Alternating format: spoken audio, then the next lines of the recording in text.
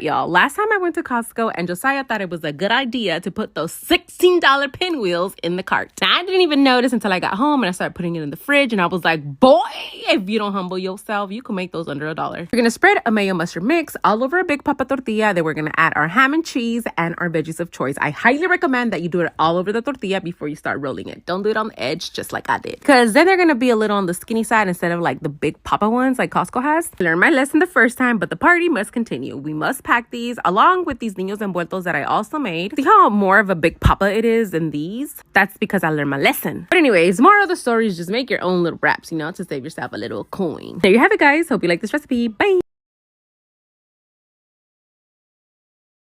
Let me show you guys a quick little recipe that's gonna have dinner on the table in less than 30 minutes. This was my first time cooking after my 6-day trip to LA, and I really didn't have any groceries. I did have a big old bag of shrimpies, and I was like, all right, we're gonna make these into shrimpies a la crema. I removed the tails because I didn't want my husband to ask me why my shrimpies had tails, because then my response was not gonna be a nice one. So we saute them in some butter, garlic, and then we're gonna season them up. For the sauce, we're gonna use about a cup of sour cream and a couple of chile japoneses that I boiled, not the cola de rata ones because those are more spicy. But if you like spicy, go ahead. Also gonna add about 2 to 3 garlic cloves, about a teaspoon of nor, because we're also gonna add some soy sauce, and both of those are salty. I also do like a little squeeze of ketchup just for a little bit of sweetness. As soon as it comes to light simmer, the shrimps are ready. Now, every time I make these shrimpies, I always make them with a garlic buttery bolillo. But there is no bolillo. But that's not gonna stop us from having the whole experience. I'm just gonna get some white bread, let it get nice and crispy, and then I rub some garlic all over that bread. Got a little bit of white rice going on, a little salad, and there you have it, guys. Hope you like this recipe. Bye!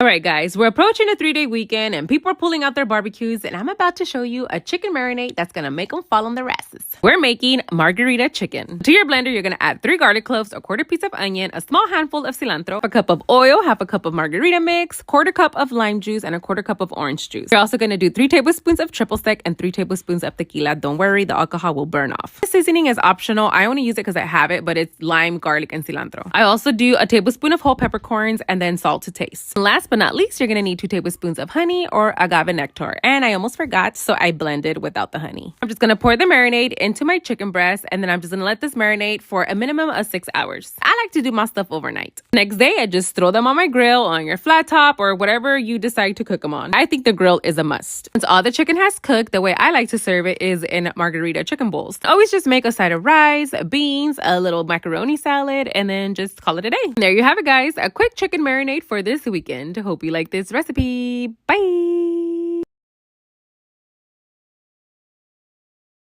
Let's pack today's lunchbox, my friends and followers. So I saw that Taco Bell came up with a big cheese-it tostada to put inside their crunch wraps, but we have no access to it. Was like, okay, Taco Bell, looks like I'm about to make them some big cheese-it crunch wraps. To begin by making the big Papa cheese-it tostadas, then you already know the merequetengue. We're gonna make the Taco Bell meat, then we're gonna top it off with some cheese and nacho cheese. I didn't have the yellow kind, but I did have the white kind, so that will do. Then we add our big Papa tostada, top it off with some lettuce, drizzle some sour cream, and then we're gonna add some tomato. I'm just trying to keep it as simple as possible. Close them up, put them on our hot comal so they can get nice and crispy on both sides. I split it in half for them because you already know that when I say Big Papa, I mean Big Papa. The crunch wrap was so big, it didn't even fit in the frame. To top it all off, I didn't even have foil. So I didn't even know how to wrap this. I was fighting with it, but the whole point is that I got it in the box. Added a couple of extra Taco Bell sauces because we already know we all have them. For their drink, I gave them the option between a soda or a spicy mango lemonade. No one got the soda. I'll squeeze some lemon in my cup, add a little bit of tajin, some chamoy, and then we're gonna add some tapatio because that's where the spiciness comes in. And we fill up the rest of the cup with our mango lemonade. We did add some more mango on top, and I'm gonna hook it up with a little bit of more lemon, tajin, chamoy, and all of the above. That is it, guys. Now I'm just gonna hurry my ass up, get everything ready for them, including their drink, so they can come and pick up during lunchtime. Bye!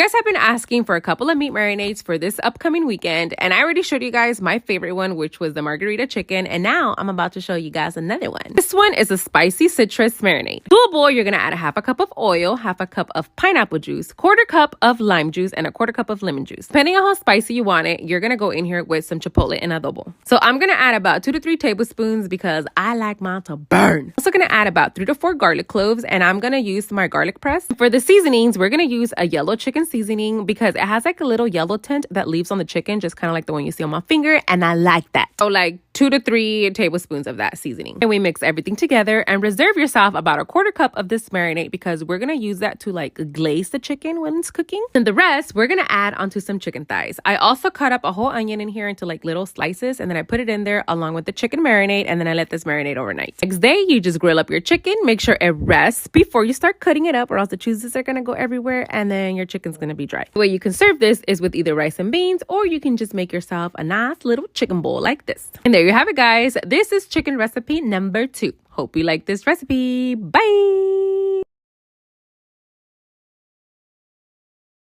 All right, y'all. So I've been getting a lot of requests on how to make some enchiladas. So today I'm going to show you guys how to make some quick beef ones. Now, the beef ones are definitely not my fave, but sometimes you got to work with what you got. So we're going to begin by browning our beef, and I'm also going to add some onion, garlic, and peppers. And I add a package of taco seasoning, add more water than the recipe calls for, and then I let this stew for a very long time because I don't like my ground beef to be hard. For the sauce, 10 out of 10, do not recommend the canned kind. That one's so nasty. Just boil all the chiles I'm going to list on the screen, add all these spices to the blender, and then you're going to fry up your sauce in a little bit of oil with onion. Once it comes to a light simmer, your sauce is ready. By that time, so is your beef. There's a traditional way to make the enchiladas, and then there's the lazy way. And today we're gonna make the lazy way because I'm tired of cleaning my damn stove. Put the tortillas in the hot grease. Do not let them get nice and crispy this time. Today's not the day. And I just dip them into the enchilada sauce, put whatever stuffing I'm gonna put. In this case, it was my cheese and my ground beef. Then I just roll them up and then start stacking them. I do add a little bit more sauce, you know, in case they look a little too dry. When it comes down to the toppings, I need them all. Add some shredded lettuce, tomatoes, and while I was waiting for my beef to get nice and soft, I fried up some potatoes and carrots.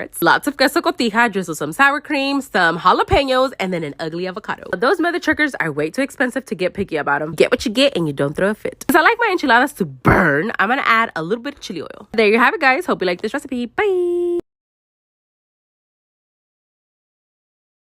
So there's 2 types of chorizos that I like to use. This is the meaty kind, and then we have the tube kind. I always find the meaty type of chorizo on the meat section, kind of like where the ground beef is at. I like using mine whenever I'm gonna make tacos de chorizo, or if I'm trying to stuff shrimps, or even whenever I make the papas with chorizo and I need some type of protein in it. The tube kind, I always find that one where the ham is at. Personally, I don't like using the tube kind whenever I'm trying to make tacos, quesadillas, or anything that needs meat in general because it's super fatty. Use this more for like flavor. So if I'm trying to make beans and chorizo, this is the one I would use. You want to just flavor up your potatoes, and you can use this one also.